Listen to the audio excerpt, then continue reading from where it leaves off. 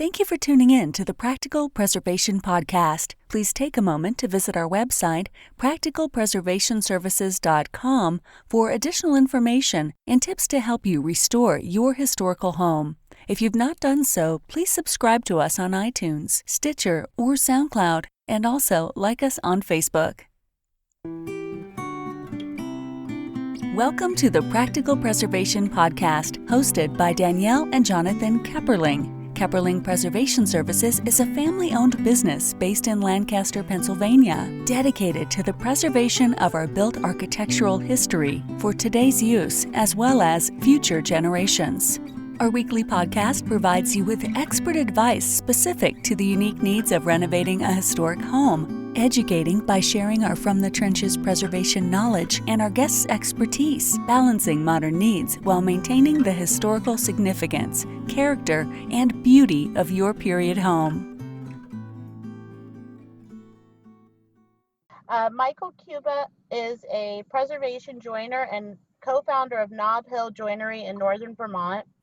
He also runs a consulting and dendrochronology. Am I close? Yep. Okay. Business under the name Transom HPC, located in Stockton, New Jersey. Michael has recently finished 2 consecutive terms on the board of directors for the Timber Framers Guild, serving as president and interim executive director for 2018.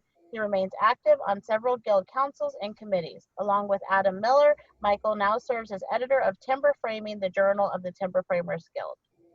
Thank you for joining us today for the Practical Preservation Podcast. Sure thing. Glad to do it. Yeah. Okay. So, how did you get started in preservation or timber framing, or were they always joined for you? I don't think they were quite initially. When I was in college, I went to a small college in Vermont, Goddard College, which used to have a residential program, and they did teach some timber framing there. I hadn't been thinking of it as a career at the time, but the person who was an instructor was a fellow by the name of Rob Terrell, and Rob was involved with the Fairbanks House project back in the early 80s in Massachusetts. And so he has been very involved with preservation work, and he came from a preservation background. So we were taught from a traditional point of view. After college, I worked at another small school, the Institute for Social Ecology, and they taught appropriate technologies, and among them was timber framing. And the fellow that they hired to instruct timber framing is Seth Kelly, who is now my business partner and has been for almost 2 decades. And he, at the time, was working for Jan Lewandowski, who did a lot of historic preservation timber framing work in Vermont. Actually, he's still going strong. And I basically begged and pleaded for him to take me to work. And so I started working with Seth and Jan doing preservation and restoration work. Okay, was that I know regionally the architecture changes, but was that mostly barns, or was it different structures? It was very lucky. We certainly did our share of barns, but Jan is he's been around for a while, and he got a lot of good high-profile jobs. So I ended up working on a number of steeple restoration projects. Oh, that's exciting. And some covered bridges as well. So I really jumped right into the fire when I started my preservation work, and sort of started at the top. So that was a fantastic introduction. I was lucky to have that kind of opportunity. Yes. So is preservation your passion, or is it timber frame? Like, why did you choose that then as your career path, since it wasn't your initial path? Oh, that's a good question. I was hooked on timber framing right away, and doing the preservation work, the old buildings that you work on tell you what works and what doesn't work. And so over that first couple of years of doing preservation timber framing, you would see what are the things that fail? What are the things that succeed? And over time, the buildings themselves become the best teachers. There's plenty of books and there's lots of people with opinions, but when you see something that's been standing for 200 plus years, it gives Right. you a sense of engineering, load paths, general conditions, and things to look out for. And I think if I were working in a shop building new timber frames all the time, everything looks great the day you cut it. Well, it should, but you don't know how it's going to fare in 50 or 100 or 200 years. So having that opportunity to look at things that were successful was of great interest. And the traditional aspect of it is very interesting to me. There's such a wide array of traditions in timber framing currently. There's a lot of modern timber framers Right. using CNC machines, using lots of routers and power tools. My business partner has been teaching at the Yestermorrow Design Build School in Vermont for over 20 years. And he always taught students with hand tools first, because it teaches you about wood and how grain is going to react and how to anticipate things. Your power tools can cut right through anything, but when you just have blades in your hand, you have to think of that things a little bit differently. And so I have found that part of the tradition really appealing.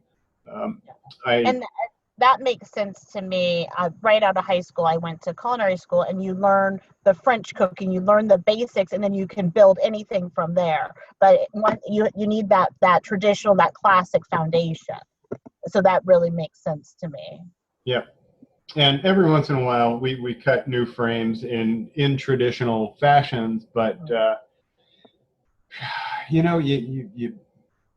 you work for a year or two just doing preservation projects, and you feel like, boy, I'm tired of old wood. I'd really like to work with something new. You cut a new frame, and then you're itching to get back to something old, dirty, and rotten. Yes. So, let me think. So, can you tell me a little bit about the Timber Framers Guild? Sure. The Timber Framers Guild is an educational nonprofit organization. It was founded in 1985. The mission of the Timber Framers Guild is to advance timber framing through research, education, and industry. The sort of general vision is to enrich community through craft. So the first and foremost, education is what the Guild is pushing. So partially to educate people who want to be timber framers on resources, techniques, methods, to just show them the world of timber framing and what's available. But also for people who are established, if they're starting businesses, there's resources there. And so the Guild hosts a big annual conference every year. And that's sort of the largest event. And I know they've been as big as 500 people. And then they have a lot of smaller regional events. And they often do a lot of community building projects. So over the years, the Guild has gone into different communities and taught people from far and wide, but also people in their own communities, how to build something for themselves. And so this has been, since right around 1990, they've been doing this. And they've built a number of pavilions and farm markets and community centers, welcome centers. They've done a couple of. So it's like a hands-on. Very much, start to finish. And I think one of the more exciting projects, there was a synagogue in Poland that had been destroyed during World War II, and the Guild joined forces with a number of European groups to rebuild that synagogue. It was just about 10 years ago. And so that was a fantastic project. And they usually do 2 or 3 of these every year. Oh, that is very, very cool. So, and you kind of talked about the services that the Timber Framer Guilds offer. So is it more of a trade organization than or do homeowners reach out to you or property owners? We do get inquiries from homeowners and property owners and DIYers, people that are just looking for basic information, or they're looking to be directed toward resources. There is a full-time staff out in the office in Bellingham, Washington, and they direct people as well as they can. But often what happens is, we're a pretty big network of talented craftspeople, and so the staff in the office will direct inquiries to the most relevant person. And so we have, there are 4 councils within the Guild. One is TTRAG, the Traditional Timber Framers Research and Advisory Group. I'm a part of that group, and it's a very small group. It's only about 30 of us who are really dedicated to doing documentation. So to be a member of that group, you need to be presenting new material annually, and you don't necessarily have to publish, but you do have to present new material every year to maintain your membership in that group. So that's the group that's sort of doing active research about historic practices. And they do certainly a lot of writing and publication and have a wonderful archive of information. There's an engineering council which has done great work in actually testing engineering and loading capacities of timbers and joints and various materials. That's great. That's a lot of fun. They often set up joint busting at the conferences. They'll invite people to cut their favorite scarf joint, and they'll come and hook up some streamline potentiometers and crush it, see what it takes. And then there is also an apprenticeship training program that is accredited with the U.S. Department of Labor. And so, if people really want to commit and they want to become an apprentice or a journey worker, they can enroll in that program, which generally we say it takes about 3 years to fulfill the requirements. But at the end, you are certified as part of an accredited program with the Department of Labor. Then there is TFG Companies, which offers support for whether you're just getting started with business. I mean, there's always a lot to learn with business, and there's plenty of business resources, but it's really hard to find things that are specific to timber framing. And that's one of the nice things that the Guild offers, is that the veterans that started the Guild 30 plus years ago and have been very successful can be very helpful in telling us, these are the pitfalls you got to look out for. These are ways that you can streamline your operation. So that's provided a valuable resource as well. Yeah, that sounds like the organization offers so much and is giving so much to the trades in documenting and educating and also helping to build strong businesses. So I'm glad to hear that. I did not realize the extent of all the things that you do. And of course, we have all of our publications. So we've got Scantlings, which is a newsletter that comes out 6 times a year.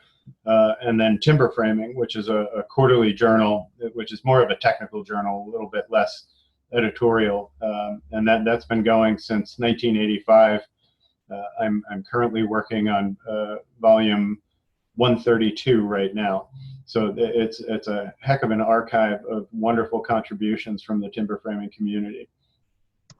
Yeah, and to be able to go back and look at that the documentation of the work that you're doing is going to be valuable moving forward and for future timber framers.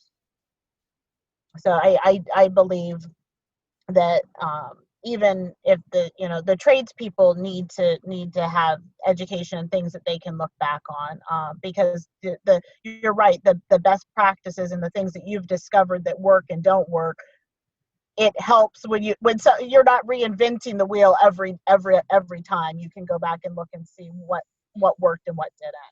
That's right. And now that the Guild, I don't want to say the Guild is getting on in years, but with 3 decades under its belt and so many projects that it's participated in, now we're sort of going backward and looking at that as a resource that Guild members are now looking at some of the early projects and evaluating, how did this perform? How's this going up? How can we improve this? So they're not reinventing the wheel, but they're definitely trying to make it a little smoother, a little rounder. Right. Yeah, and it's true. I mean, I'm worried about people who aren't going back and thinking, how can I do better? How could we have improved on this, or how could we have, now that we know what we know, how could we have increased the longevity or done, something better on the project? So, so I know I had mentioned to you that, during the news coverage of the roof fire at the cathedral at Notre Dame, I was hearing many newscasters, and I'll use that loosely because it was just pundits on TV talking about how it couldn't be rebuilt because of the lack of skilled labor and or materials that would match. Do you have any thoughts on that? My initial reaction was, that's not true. There's timber framers all around, but I know the material might be a struggle. So I would be curious to hear what you're thinking. I was very surprised to hear that. When I read your question, I was really struck by it. And of course, my initial reaction is, that's absurd. That's absolutely absurd. Right. But I'm really glad you asked the question, because if people are saying it, then it suggests that people don't know what Right. resources are available. In the case of the crafts people, there are plenty. We train them all the time. We've been training them for quite some time. And our European counterparts are better at it than we are. I don't want to admit. Well, that's what I was thinking. I was thinking, you're in Europe. Yeah. So the French, I don't want to butcher their name, but there's the French Compagnon. They're an apprentice guild that has been going for centuries. So for as long as there's been Notre Dame, the French have had a tradition of teaching traditional craftsmanship in timber framing and joinery. They are among the most qualified in the world to address a problem like this, and the guild is eager and willing to pitch in and help however we can. The Germans also have a very strong tradition, as do the UK has the Carpentry Fellowship. So there are guilds around the world, and we all work together. When it comes to materials, I would say that the United States is among the worst in the world for forest management. I spent a lot of time in Europe, and Switzerland in particular, and the forest stewardship and management that I've seen in Europe is really impressive and really sustainable. Great. So do they have these trees right in downtown Paris? I've spent time in Paris. I'll say that they don't have the trees in Paris. But can they find them within a reasonable distance? I'm fairly confident that they can. That's good to hear. And yeah, my initial thought was that these are people who probably don't talk to preservationists ever, and they don't really understand that, just because it was built 800 years ago, there aren't people still doing this. But I had seen some debates then within the preservation Facebook group that I'm a part of too, and I just was thinking it surprises me sometimes the questions that come up, at different places. So I'm glad to hear that they, and I thought that they had the people, but then I thought, well, maybe the materials will be an issue. So I'm glad to hear that they're better at managing their forests than we are. But they've had longer to kind of understand the history and understand that they need to do better. Yeah, they're excellent stewards, and I think part of what happened here was when Europeans came to the New World, they saw what seemed like endless forests and an unlimited supply, and unfortunately they did not use the same care. But there were forest management practices at the time that Europeans came here. In the early 1600s, the Europeans were very conservative with their use of forest materials, and they came here and they didn't They went crazy. They sort of exploited the resource as if it was limitless, and by the early 1800s, in the Northeast, they were running out of forests. By the 1850s, you see a switch from primary materials to secondary tree species in the construction. So they had pretty much lopped everything down. Yeah, yeah. The old growth versus the new growth. So what are the biggest challenges that you see in preservation and timber framing? I think, one is definitely educating public as to the possibilities of the usefulness of the resources that are historic, and that they are finite and not truly replaceable. Right. People certainly need to understand that these structures represent not just culture, which is very important, but also embodied energy. That work already went into creating those spaces, and they can be maintained almost indefinitely. Parts of Notre Dame that burned were about 800 years old. Yes. So we really can push these structures for a long time. I think currently the biggest threat is legislation. I think building regulations that don't take into consideration existing structures. I know that there was a change in 2017 to there's the international existing building code that came out, but it hasn't necessarily been universally adopted. I think that 42 states have adopted it. Yes, and with that though, it's not like there was not a big news flash. They didn't really go out. No. You have to kind of fight your way in to make sure that the building inspector is going to listen too. You have That's to know right. your So stuff. it's going to take time for those codes to become more common practice. But currently, I think that's a lot of what we end up fighting with, is that people with the best intentions for safety or energy efficiency want to require certain modifications to historic structures that can sometimes be a real detriment. Somebody will say, "Oh, we want to seal this thing up and put an HVAC system in it," and there are certain structures that you go and change the temperature in the attic by 10 degrees, and all of a sudden you've got a condensation problem, and you have rot where you never did. Yeah, not understanding how all the systems work together. So there's a gap between the building sciences and understanding and incorporating or accommodating historic architecture. Yes. So have you noticed any trends? I know that you have a big educational component. Have you noticed any trends in timber framing or in preservation?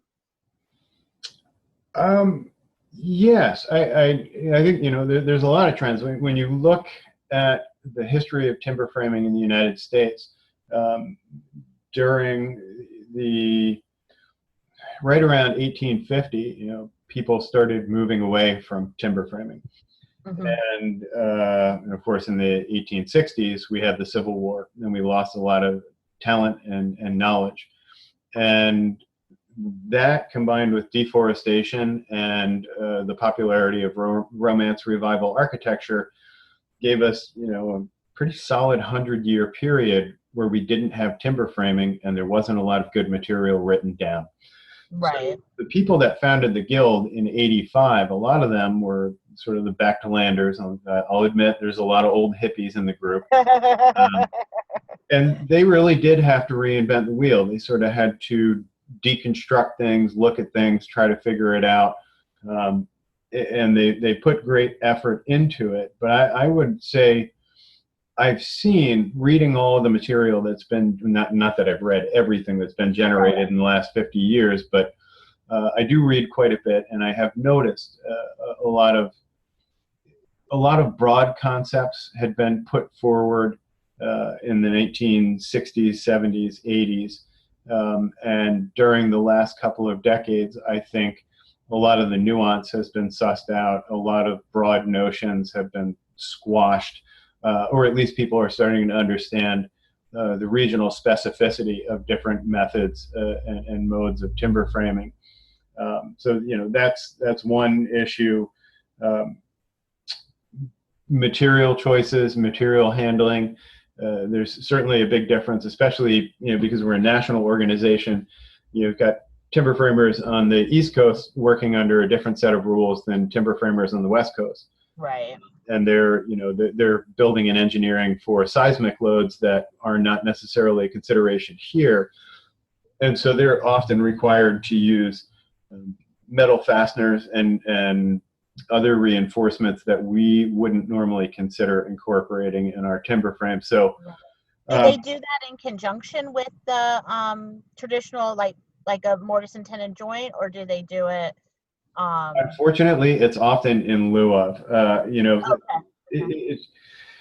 it ends up being belt and suspenders, and one of the Right. tricky things is when you're using a lot of those metal fasteners and metal connections, there's also a requirement that there's, I think, I was going to say don't quote me, but since this is live, I think you're required to have roughly 2 inches of wood protecting that metal. So in the case of fire, so we know how wood burns, and we know that metal also fails catastrophically in that it doesn't really give you a lot of an indication when it's going to go.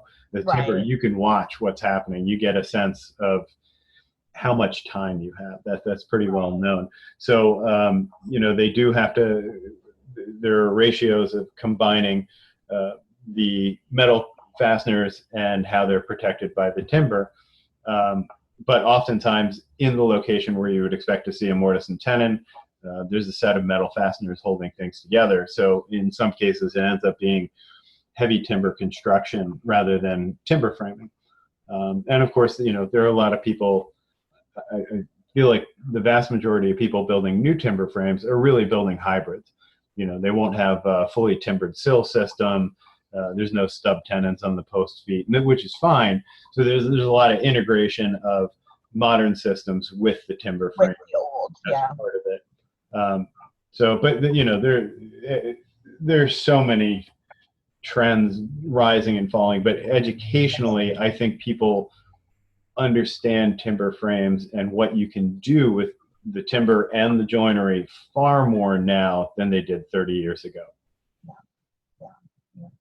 Okay, so how can someone get in contact with you, the Guild, and I'll put all this information on our website too. I'm easy to find. I'm all over the Guild website. Okay. But so if you go to the TTRAG page and you're trying to find out how to become involved with the traditional timber framing and research and advisory group, there's a link to my email there, which is cuba@tfguild.org. And anybody looking to get in touch with the Timber Framers Guild, you can go to info@tfguild.org. So we're pretty easy to find. We're all over the place. Okay, and I'll make sure there's a link to the website too. Yeah. Are you having any seminars or any events coming up that you want to promote?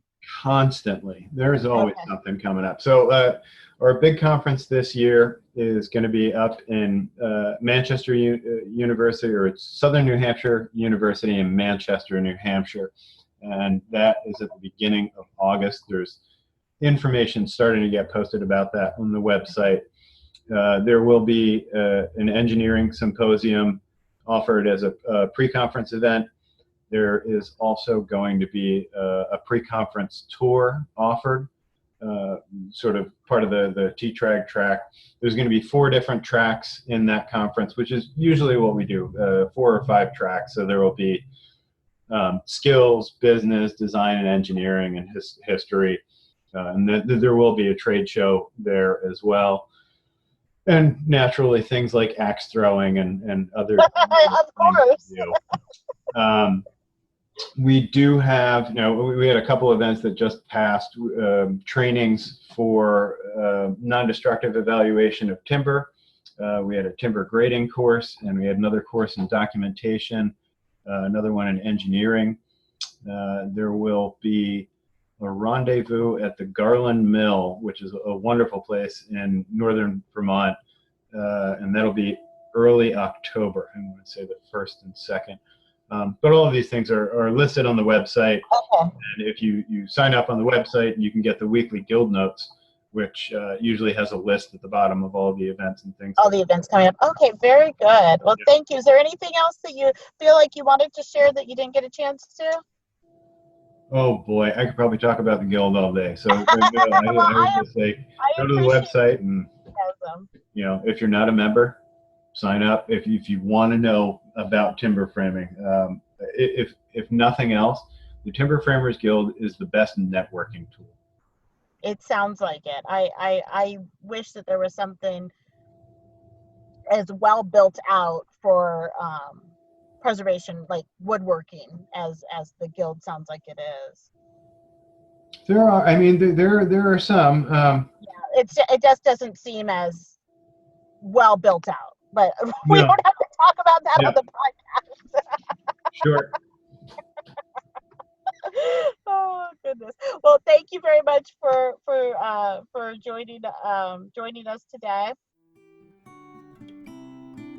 Thanks for listening to the Practical Preservation Podcast. The resources discussed during this episode are on our website at practicalpreservationservices.com/podcast. If you received value from this episode and know someone else that will get value from it as well, please share it with them. Join us next week for another episode of the Practical Preservation Podcast. For more information on restoring your historic home, visit practicalpreservationservices.com.